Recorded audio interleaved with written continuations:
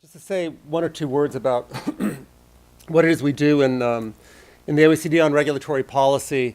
In the Public Governance Directorate, we look at how administrations discharge various functions, and I'm responsible for looking at regulation, not so much from the content perspective, but from the process perspective. What kinds of tools do they use? Environmental impact, regulatory impact, public consultation, evaluations. What kinds of tools do they use? How are these tools institutionalized within governments, and also various governance processes? So that's mostly the focus that I have. So in this presentation today, I will be looking at the approval process of infrastructure, kind of from more of a process perspective. Now, why are major infrastructure projects important? I mean, first off, they clearly bring significant economic benefits. I mean, both in the construction phase, they generally are very large, huge amounts of capital investment, huge amounts of employment. But more importantly, they provide economic benefits after they've been implemented. The OECD's done a lot of research on the need for more infrastructure investment and the kinds of returns you get from that. It was a little bit worrying to hear from the senator that he felt that the stock of infrastructure in America is kind of based on, early 1960s. I mean, that would be a real concern from the OECD. We recently did a report that looked at infrastructure needs through 2013, and across the globe pretty much guesstimated that infrastructure would need to at least double over that period of time. Obviously, in some emerging markets, much more than developing ones, but still, even in developing countries, there's a huge need for more infrastructure investment. And more importantly, we've done quite a bit of analysis in terms of what kinds of productivity gains can infrastructure investment bring to countries. And even in developed ones, we estimate between 1% and 2% of GDP growth if you really get your infrastructure up to world-class standards. In some cases, there's overinvestment in infrastructure, but clearly in the US, with that lack of investment, there would be a really big productivity dividend. And I'd be happy to discuss that research with you after the meeting. It goes under the title "Going for Growth," if that helps. But like I said, I'd be happy to discuss that later. But in addition to these important benefits from infrastructure, there clearly are challenges to implementing these projects well. They can have adverse environmental impacts, clearly, but they also can impact on local communities. And so one needs to weigh the costs and the benefits. And so I think these approval processes really are trying to do just that. And one important issue about the approvals, and we've been talking, and in the title of the presentation today is America's broken infrastructure system. The cost of delays on big infrastructure are very, very large. Again, we've done some estimation on this, and for a $17 billion oil and gas pipeline, cost of a year-long delay could be between $300 million and $1.3 billion. So both financial costs and opportunity costs of not getting infrastructure put into place in a timely fashion is a big problem. I'll just maybe skip this. I just kind of looking at the U.S. and is Philip said, getting big infrastructure approval is complicated in many jurisdictions, but in the U.S. it's horrifically complex. And I just came across this, and this is like looking at getting in place potential geothermal projects in the West. And there were over 60 federal permits to get things done and over 390 state processes. It's just, that simply boggles the mind. And I'll try to say a few words about how some other countries are trying to sort this out. Now when it comes to benchmarking, it's difficult. On my first slide, you might have seen that there's no data. There is very little data in terms of the size of projects, how they're implemented, how they're governed, how long the procedures are, what the requirements are. So most of what I will describe is much more on qualitative data. It's also important to sort of have the right kind of perspective. The countries that I'm going to talk about are the UK, the Canada, and Australia. Just for a couple of reasons. Certainly there are lots of other OECD countries that have good practices, but I think there's some interesting trends that are emerging from those three countries. But there's a close similarity on a number of factors to the United States. All these countries are roughly at the same state of economic development. They have largely similar legal systems. But more importantly, I think all of them show a concern to try to get the trade-offs right between economics and social protection. And that's really important. So again, that's kind of the reason why I'll be discussing these countries. And I'll first just give you a little bit of a snapshot in terms of what each one of them are doing. And then I might kind of talk a little bit more normatively about where they're trying to go and where the U.S. could go in terms of trying to improve streamlining kind of the approval process on big infrastructure. A couple of important points on Canada. One, Canada is a very, very strong federation, and the provinces have very, very strong legal and constitutional rights, probably stronger than ones in America. And therefore, if a project is completely provincial based, the provincial government has complete authority over its implementation. There are a couple of cases, though, where the federal government can declare a designated project where it might have some scope on it. But again, this is there is some sort of jurisdictional overlap between the federal and the and provincial governments. But I think what's really important that's happened in Canada over the last year has been reforms to their federal environmental assessment. In 2012, Canada came up with a new act called the Jobs and Growth Act, and it was an omnibus bill, but it focused in on a couple of things, and in particular trying to streamline environmental approvals. I mean, basically they took a very, very risk-based approach. They really narrowed significantly down the number of areas where assessments would be. They developed also kind of a try to identify low-risk areas which would be pre-approved, which you wouldn't have to go through a formal process. And they limited the number of agencies from 40 that had responsibilities for environmental improvement down to 3. So it's like this really massive consolidation, which I think is quite interesting to our discussion coming forward.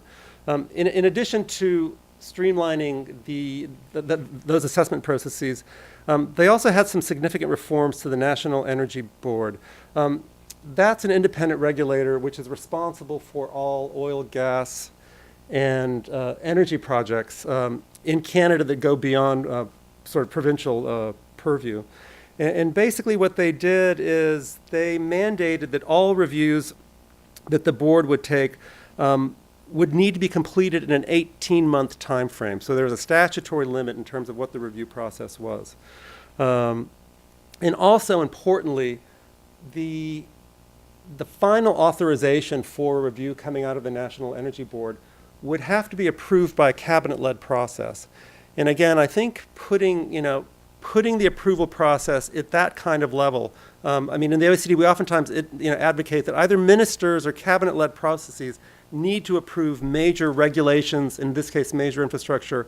It just kind of raises the consciousness and focuses the mind of politicians to take an interest in this, and it provides a lot more oversight and accountability at the end of the day. So again, I think that was a really important development. In addition to that, and I think this is quite important for the U.S., is they're basically starting to develop a system of delegation, kind of mutual recognition of various assessment processes between the state and provinces, whereby in some cases provinces will carry out assessments that will be the equivalent of federal level assessments. So again, mutual recognition between federal-led processes and state-led processes, quite important. I'll talk a little bit more about that in Australia, which is also pursuing that. And finally, they created a major project in this project. They're a major project management office. And again, this is a bit of a lead agency which would try to coordinate across government the approval process to try to streamline these big major infrastructure projects with a view towards getting them completed in a 2-year time frame. That's kind of the target for Canada.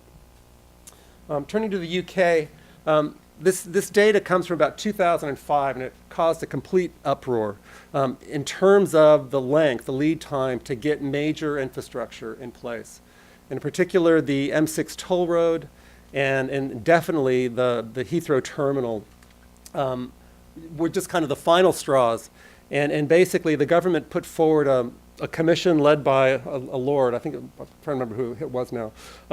This is a very common practice in the UK. It's like when there's a big policy problem, you nominate a lord, he convenes a panel, gives guidance to the government. The government usually does something about the guidance. It seems like that process kind of works here, but that last step never quite happens. But in any event, I think his name was Hazeltine. I think after his review, they came up with a number of proposals. Again, sort of an omnibus act, the Planning Act of 2008, which would oversee the entire approval process for infrastructure.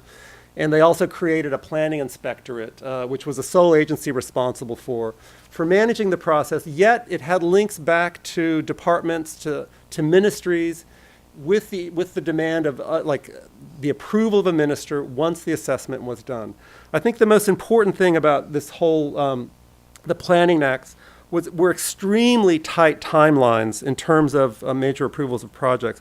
And just to go, just to let you know what some of those were. So once a proposal had been put forward to the government had to react in 28 days in terms of whether it accepted the proposal or not. There was a pre-examination with kind of early consultation of 28 days as well. Once that was done, the actual examination, the assessment period was mandated to be 6 months. A decision needed to be reached in 3 months after that.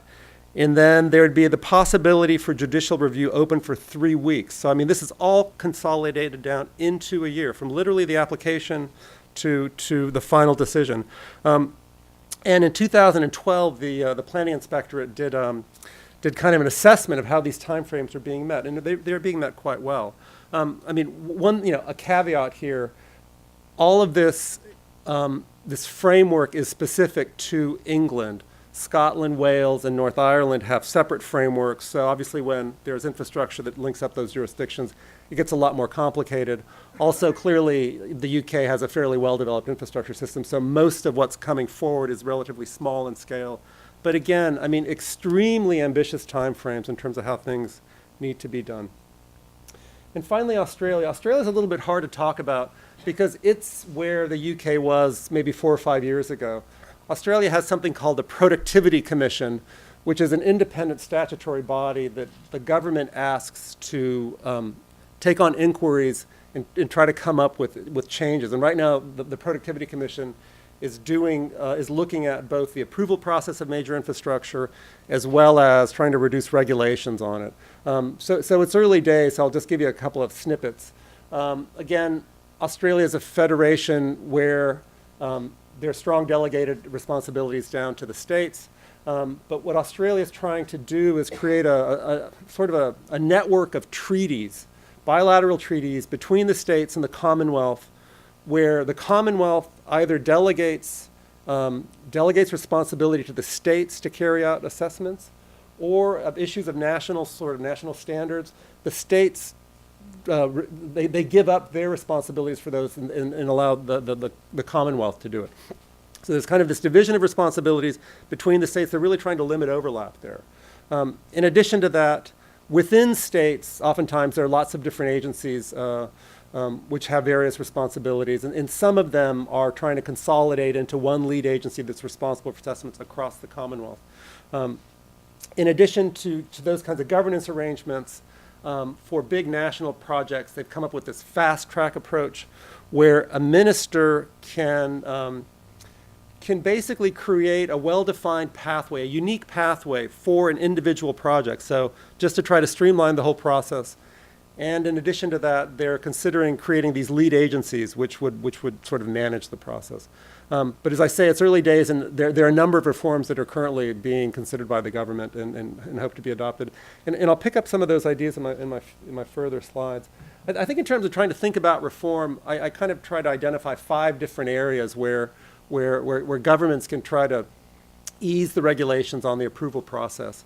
And on the first one, and I think this came up from your presentation earlier, was that, clearly governments need to take stock of the regulatory frameworks that underpin these various assessment processes. I mean, Canada did a really good job with their environmental review, and I'm not sure the degree to which, the United States has really looked hard and long at these various regulations and sort of assessed the degree to which they're vague, inconsistent, ambiguous, create conflict. Places like Australia and Canada are really good in terms of doing what are called stock reviews. So they take the whole body of legislation, say, on healthcare, and go through it kind of with a fine-tooth comb and try to really hone it down and make certain that it's fit for purpose. And this could clearly be done on the issues of environmental assessments and other things. The other important thing in many pieces of law that pertain to approval processes is there's much scope for sort of bureaucratic discretion, and those clearly should be limited. The other issue, and again, I kind of pick up on the point that the senator made, is like I don't know the degree to which infrastructure projects fit into some kind of broader strategic assessment about what the U.S. needs. Places like, I mean, again, now I'm going away from the OECD, but two good examples are Singapore and Manila, develop these 10-year infrastructure plans, and they really hold themselves to implementing it. I mean, and I really see that, especially Malaysia's gone from being a developing to, a sort of a very quickly emerging middle-income country because they place so much focus on getting these infrastructure projects through. So again, instead of sort of, approving and thinking about projects kind of one by one, having some kind of broader strategic view in terms of how you want to get things done, clearly will focus minds. On this, I think, is probably one of the key issues for the U.S. I mean, just that slide about having 450, approval processes for thermonuclear projects is just, that's just, you can't work around that. So again, I mean, kind of looking to the Australian model in particular in terms of whether you could create some kind of legal mechanism whereby state assessments would have federal accreditation and or where the federal government can sort of claim national standards on various issues and that the states would have to accept their assessments. I mean, again, that would really break that bottleneck up of sort of these duplicative processes. And one idea is maybe to try to start this is to look at some, sort of less environmentally sensitive issues and cede those rights to the states to see if it could work. And also clearly, there is the need for consolidating these kinds of assessments within states, and this issue of lead agencies, and I'll come to that, might be one way forward there. It's clearly important, transparency and accountability of infrastructures is so important because, it ultimately can have, significant impacts that the government has in terms of public service delivery of the final infrastructure and also potentially on stakeholders. So one thing that we noticed is early consultations seem to be a really good way of trying to get the project up and running. They're quite cheap to do. Consultations, once the assessments have already started, seem to be a little bit heavier and formal. So these early consultations between the government, whoever is sort of the proponent for the project and stakeholders is a good thing. But clearly, even within those early consultations, state government agencies need to provide guidance in terms of what kinds of information is going to be needed and how you're going to be assessed. The second point I think is quite important, especially at the subnational level, and it's separating policy and regulatory functions. I've come across examples where inspectorates have certain sort of policy-making functions. They start applying a normative framework in terms of an approval process as opposed to purely a statutory one. And so you basically want to be making judgments on the letter of the law as opposed to what you might like policy to achieve. So again, that kind of arm's length separation, I don't think that probably exists in many subnational jurisdictions, and that needs to be watched out fairly carefully. And finally, there's obviously in the United States many concerns about judicial review. And what some jurisdictions have done is they've broken down basically what would be a merit review in terms of just taking a second look as opposed to a judicial one. Now, in those cases where, like, the UK and Australia have ministerial sign-off, ministers can only be subject to judicial review in terms of whether they follow the decision-making process. These people, as being elected officials and kind of the head of a policy area, they're the last word on whether, the decision is good on the substantive ground. And so again, I think that kind of that discipline can be quite, can at least it works in those jurisdictions. Improving timelines. I mean, this is where, setting statutory timelines can be quite important, as is the case in Canada and the UK. And, I think the UK has a pretty good example of where, they can be met. Clearly, I think you want to put, you want to allow some flexibility and some kind of triggers for needing an extension, are important, but they need to be, kind of well-grounded, and they also need to be time-based as well. So you just can't stop the clock and stop it forever. And finally, this issue of, the one-stop shop, I think is on a lot of people's minds. And certainly lots of jurisdictions use this for a range of regulatory deliveries. But I wonder whether it could work in the States to have one agency be delegated with so many broad powers. I mean, it would take forever to rewrite the law in that case. The other sort of, so that probably is the ultimate, but again, I think the jury's out in terms of whether these things really work and whether it's just another shop. It's not, that's often the case. So the lead agency approach has been used fairly well in certain cases in Australia. But again, there are these jurisdictional issues whether one agency can take responsibilities for another. And then finally, an attractive option is sort of what's called a coordination office, which is going to facilitate the process both, and sort of be a liaison between the proponent of the project and various regulatory authorities, but wouldn't have any direct role in the assessment itself. So they're basically kind of an independent third party.